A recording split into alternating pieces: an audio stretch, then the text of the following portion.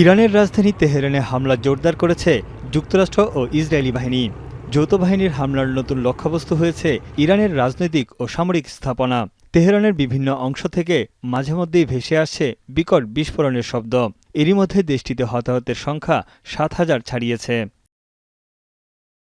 এদিকে পাল্টা হামলা অব্যাহত রেখেছে ইরানও। মার্কিন ঘাঁটি ও ইসরায়েলি ভূখণ্ড লক্ষ্য করে অন্তত ১৯ দফা আক্রমণ চালিয়েছে বিপ্লবী গার্ড বাহিনী। তাদের দাবি, ইসরায়েলের বেন গুরিয়ন আন্তর্জাতিক বিমানবন্দরের পাশাপাশি বেশ কিছু জায়গার উন্নত রাডার সিস্টেমকে সফলভাবে নিশানা করেছে তেহরান। তবে সব ক্ষেপণাস্ত্র প্রতিহত করার দাবি করেছে ইসরায়েল।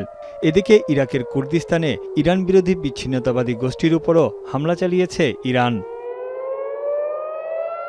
এমন অবস্থায় ট্রাম্প দাবি করেছেন, যুদ্ধে এখন পর্যন্ত ভালো অবস্থানে আছে যুক্তরাষ্ট্র।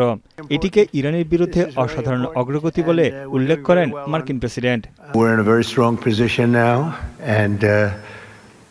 Their leadership is just rapidly going. Everybody that seems to want to be a leader, they end up dead.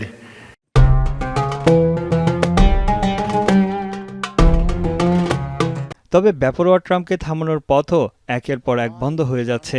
মার্কিন প্রেসিডেন্টের যুদ্ধবাজ মনোভাব বন্ধ করতে আইন প্রণেতাদের পদক্ষেপ নেওয়ার আহ্বান জানান ডেমোক্র্যাট নেতা চাক শুমার।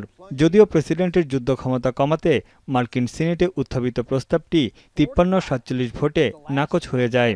ইরানের বিরুদ্ধে যে কোনো সামরিক পদক্ষেপ নিতে বা যুদ্ধ চালিয়ে যেতে এখন কংগ্রেসের অনুমোদন প্রয়োজন হবে না ট্রাম্পের।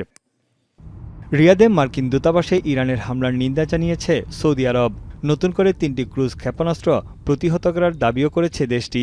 আল খারজ শহরে এগুলো ধ্বংস করা হয়। প্রতিবেশী আরব রাষ্ট্রগুলোর উপর ইরানের চলমান হামলায় তীব্র ক্ষোভ জানিয়েছেন আরব লীগের মহাসচিব আহমেদ আবুল ঘেইত।